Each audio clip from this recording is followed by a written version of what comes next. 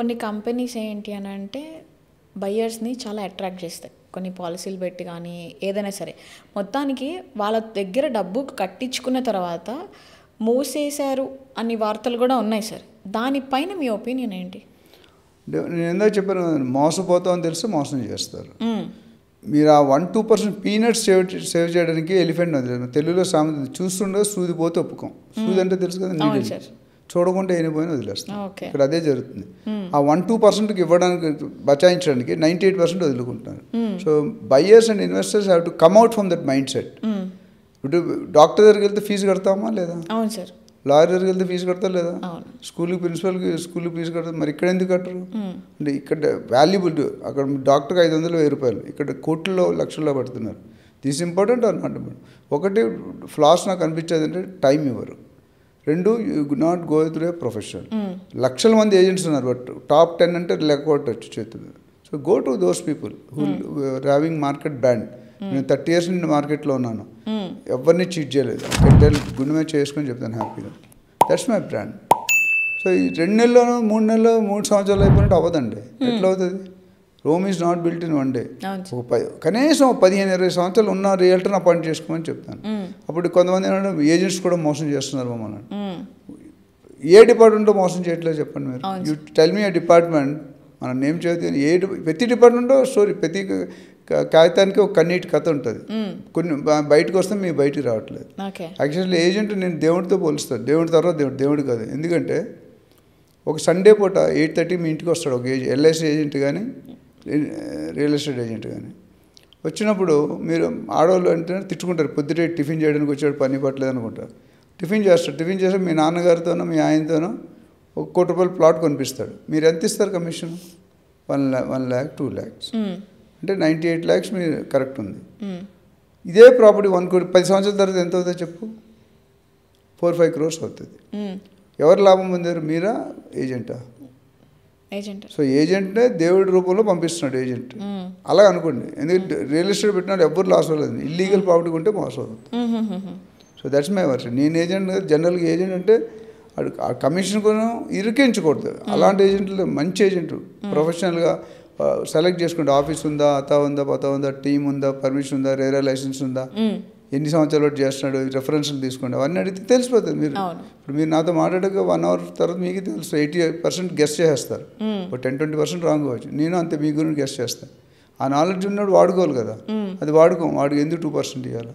So best investment చేయొచ్చు ఈ ఏరియాస్లో అని అనుకోవడానికి టాప్ 5 ఏరియాస్ ఏదంటారు హైదరాబాద్? రియల్ ఎస్టేట్లో ఎక్కడ పెట్టినా బంగారమే. కాకపోతే కొన్ని ఏరియాలో కొద్దిగా త్వరగా వస్తున్నాయి, కొన్ని ఏరియాలో కొద్దిగా లేట్గా వస్తున్నాయి. ప్రస్తుతానికి బెంగళూరు హైవేలో మీరు చూసుకుంటే శంషాబాద్, గచ్చిబౌలి, శంషాబాద్, కొత్తూరు, నందిగామ, షాద్నగర్, బుర్గుల, బాలానగర్, జడ్చర్ల, ఈస్ట్ 100 kilometers. ఇక్కడ చాలా ఇండస్ట్రియల్ ఏరియాస్ ఉన్నాయి. స్పెషల్ ఎకనామిక్ జోన్ ఉంది, చెన్నజీఆర్ స్వామి ట్రస్ట్ ఉంది, కనా మెడిటేషన్ సెంటర్ ఉంది, ఎయిర్పోర్ట్కి దగ్గర, ఓఆర్ఆర్ దగ్గర. ఇన్ని బెనిఫిట్స్ ఉన్నాయి. అమెజాన్, మైక్రోసాఫ్ట్, గూగుల్ ఇవన్నీ కూడా ఆఫీసెస్ తీసుకుంటాయి. ఆల్రెడీ అమెజాన్ 3 సెంటర్లో తీసుకున్నారు, 40-50 acres. అమెజాన్ వచ్చిందంటే world multinational company. Biggest centres మన హైదరాబాద్లో ఉన్నాయి, వరల్డ్లోనే. సెకండ్ లార్జెస్ట్, ఫస్ట్ లార్జెస్ట్, అంత పెద్ద. ఈ మల్టీనేషనల్ ఏ కంపెనీలు తీసుకున్నా. సో అట్లా Srisailam speaking up. Srisailam 4th sustainable city కొద్దిగా లేట్ అవుతుంది. అది కానీ స్టార్ట్ అయితే దట్ విల్ బి డిఫరెంట్. ఎందుకంటే అక్కడ కూడా చాలా ఇండస్ట్రియల్ బెల్ట్ ఉంది, స్పోర్ట్స్ సిటీ వస్తుంది, క్రికెట్ క్లబ్ వస్తుంది, రేస్ క్లబ్ వస్తుంది, గోల్ఫ్ కోర్స్ వస్తుంది, ఏఐ సిటీ వస్తుంది, స్కిల్ వర్క్ సిటీ వస్తుంది, ఐటీ కారిడార్, ఎస్సీజెడ్.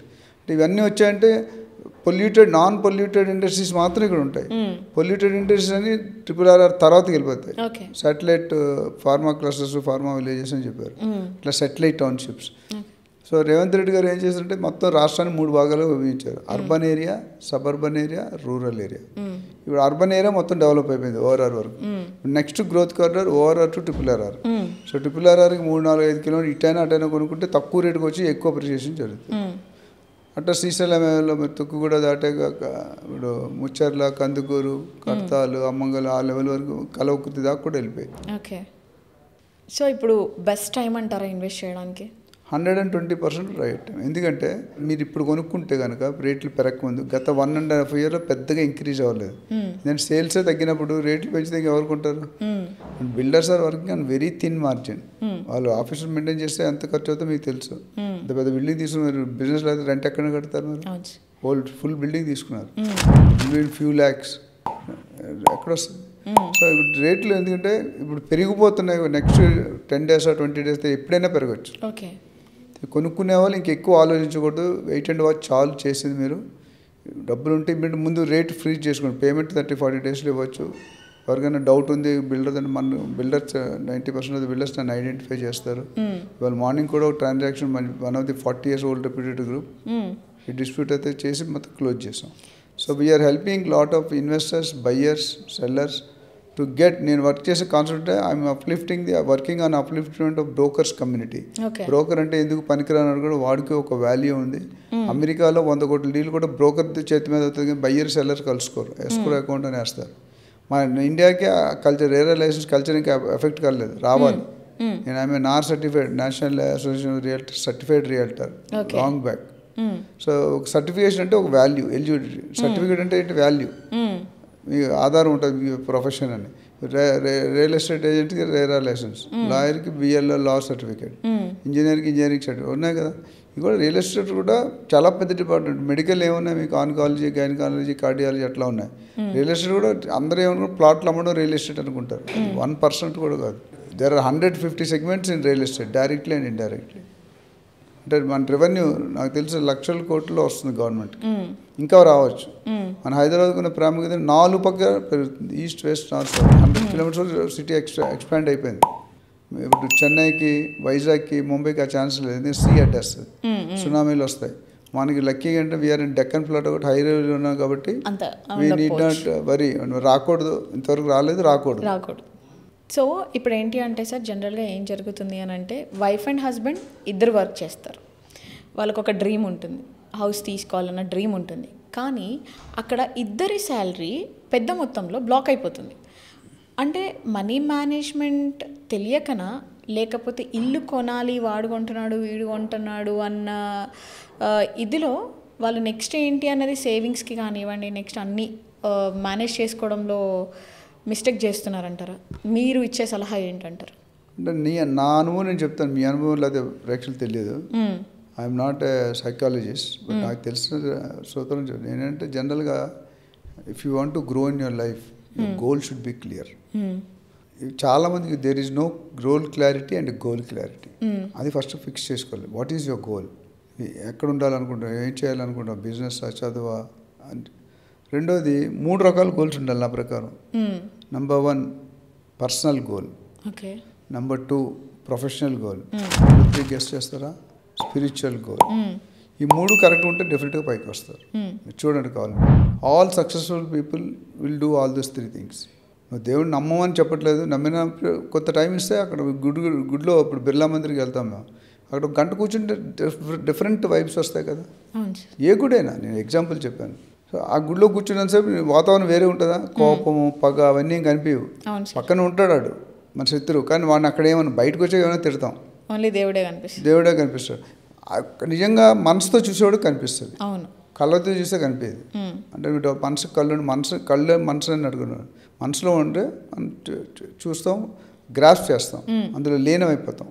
సో ఈ 3 గోల్స్ ఉండాలి. గోల్స్ మీరు చేసేటట్టు ఉండాలి. ఇప్పుడు చాలా నేను అంబానీ అయిపోతుంది, ఎలాగైపోతే అంబానీ 30-40 సంవత్సరాలు కష్టపడితే ఈ స్టేజ్కి వచ్చాడు. మీరు ఎలా వస్తారు?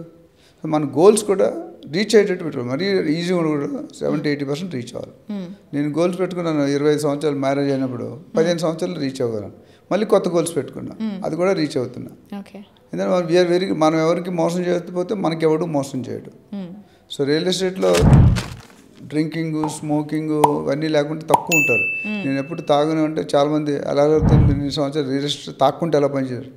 అరే నా ఇష్టం, నేను తాగాలని ఏముంది. So what I'm saying, you should be very your life enjoy చేయడం రావాలి. చాలామంది ఎంజాయ్ చేయరు. అది లేదు, ఎప్పుడు అది లేదు, ఇది లేదు ఏడుస్తుంటారు. ఉన్నదంతా సంతృప్తి పొంది చూడండి, మీ లైఫ్ డిఫరెంట్ బ్లాక్ బస్టర్ అవుతుంది. Thank you so much sir, మా స్టూడియోకి వచ్చి మీ సలహాలని, సూచనలని మాకు అందించినందుకు. సో ఇదండి ఇన్ఫర్మేషన్. ఈ వీడియో కనుక మీకు నచ్చినట్లయితే లైక్ చేయండి, షేర్ చేయండి, సబ్స్క్రైబ్ చేయండి. Thanks for watching.